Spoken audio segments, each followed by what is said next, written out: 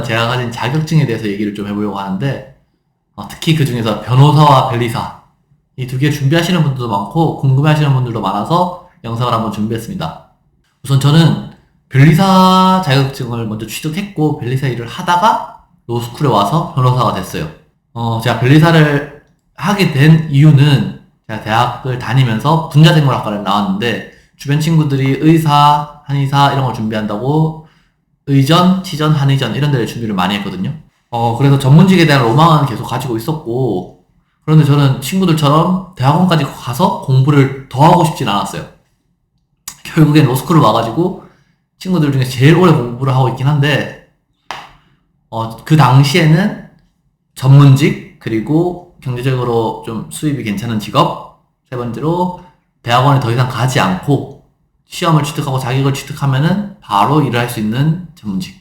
이렇게 세 개가 제 결정을 위한 전제였거든요. 알아보던 중에 변리사라는 직업을 알게 됐는데 마침 당시에 전문직 연봉 1위라고 변리사가 막 나왔어요. 그때 막 1인당 평균 연봉이 5억이다. 이래서 그것도 한몫을 했죠. 제가 변리사를 선택하는 데 있어서.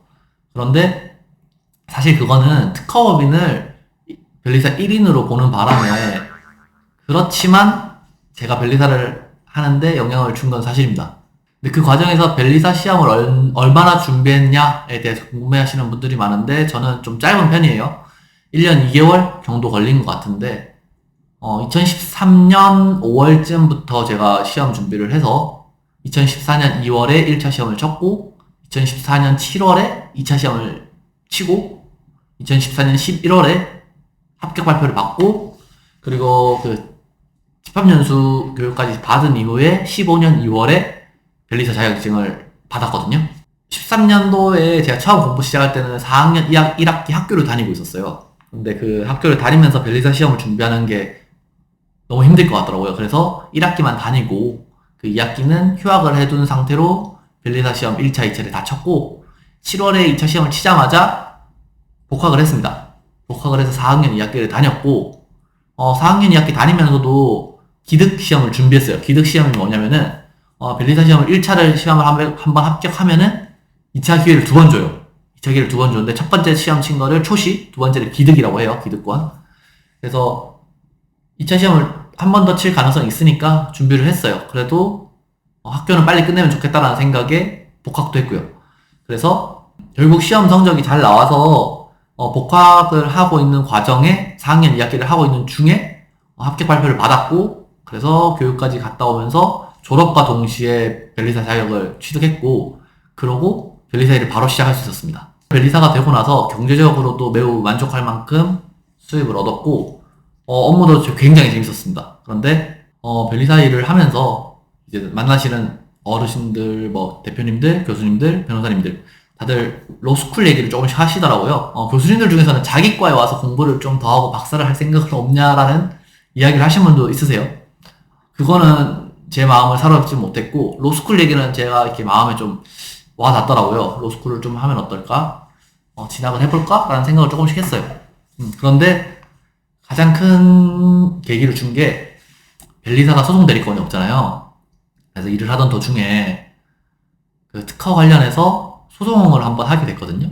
그래서 준비를 저희가 다 했어요. 변리사님들이랑 같이 해서, 교수님들이랑 해서 기술을 제일 잘 알잖아요. 그래서 준비를 다 했는데 결국에 소송은 변호사님이 나가시더라고요. 그래서 준비는 다 우리가 했는데 변호사님이 나가시네? 좀 억울하네? 이런 생각도 들어서 안 되겠다. 내가 변호사 해서 내가 다 해야겠다 라는 생각을 하고 로스쿨 진학을 결정했죠. 그리고 로스쿨을 진학하고 나서 3년의 로스쿨 생활을 하고 변호사 시험을 쳤고 변호사 자격증을 취득하고 변호사 일을 하고 있는데, 만약에 2013년 제가 처음 공부할 때로 돌아간다 하면은 변호사 할 겁니다. 그때는 변리사를 한번 거치지 않고 바로 변호사 로스쿨을 준비하든지, 당시에 사법시험이 거의 끝날 때 무렵이라 아마 로스쿨을 바로 왔을 것 같아요. 바로 와서 변호사를 했을 것 같아요. 변호사 일이 민사, 형사, 뭐 행정 분야도 많고, 그리고 의뢰인을 만나서 해결하는 뭐 논리적인 사고 이런 것들이 많이 필요해요. 그래서 이런 일을 하다 보면은, 변호사 일을 하다 보면은 배우는 것도 많고 다양한 경험을 할 수 있는 점에서 제 성격상 변호사가 훨씬 더 좋은 것 같아요. 저한테요. 그래서 저는 고민 없이 변호사를 선택해서 시험을 준비할 겁니다. 가장 중요한 건 그거죠. 가장 궁금해 하시는 거. 뭐가 더 어렵냐? 뭐가 더 어렵냐라는 질문을 엄청 많이 받아요. 여러분들은 둘 다 따실 건 아니잖아요. 변호사를 할 거냐, 변리사를 할 거냐. 근데 당연히 난이도도 영향을 많이 끼칠 거라고 생각합니다. 근데 제가 느껴본 결과 시험만 딱 보고 생각하면은 변호사 시험이 훨씬 어려워요. 시험 자체는. 문제 수준도 조금 더 높고 기록형과 사례형이 또 있고 변리사도 당연히 1차는 객관식이지만 2차에 사례형을 풀지만 변호사의 사례형과 기록형은 좀 다릅니다. 좀 더 어렵고 그리고 1, 2차 나눠지지 않고 한 번에 5일간 시험을 칩니다. 변호사 시험. 이틀 치고 하루 쉬고 이틀 치고 하는데 하루하루 체력적으로 매우 힘들어요. 그래서 정말 체력이 안 돼서 떨어지시는 분들도 좀 있어요. 변호사 시험. 그런데 또 변리사는 합격자가 너무 적어요. 2차까지 합격하는 건 매년 200명 정도 수준이거든요. 시험 응시 인원은 제가 볼 거의 3,500명 이렇게 되는 걸로 아는데 1차 시험 응시자들이. 그런데 결국에 그 중에서 600명 가량이 1차 시험 합격하고 그리고 작년에 1차 했던 남은 400명, 1차를 쳤고 2차에서 떨어진 400명, 그리고 이번에 2차 합격한 600명. 그래서 한 1000명 가량이 2차 시험을 치는데 또 200명밖에 안 돼요. 그러다 보니까 합격까지 생각하면은 변리사도 쉽진 않은 것 같습니다. 그런데 저는 저처럼 아니죠. 운이 좋고 저보다 더 짧은 시간 공부하시는 분들도 계신데 그렇게 짧은 시간 만에 합격을 할 수 있다면 변리사가 정말 좋은 것 같아요.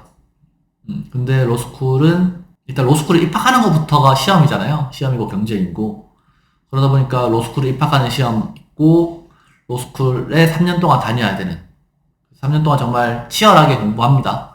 네, 그 기간을 거쳐야 되고 변호사 시험을 또 쳐야 되는 것들을 다 생각하면은 변호사 시험도 매우 힘든 시험이다. 그리고 결론은 둘 다 어려운 시험입니다. 그런데 자신 있다. 내가 빠른 시간 내에 할 수 있다 하면 변리사 해서 짧은 시간 내에 끝내셔서 변리사 취득 하시고 일을 하시는 거 좋을 것 같고 변리사 말고 나는 변호사 하고 싶다. 그럼 로스쿨 준비하셔야 되니까 빨리 준비하셔서 로스쿨 입학하셔서 공부하시고 변호사로 같이 일을 할 수 있으면 정말 좋을 것 같습니다.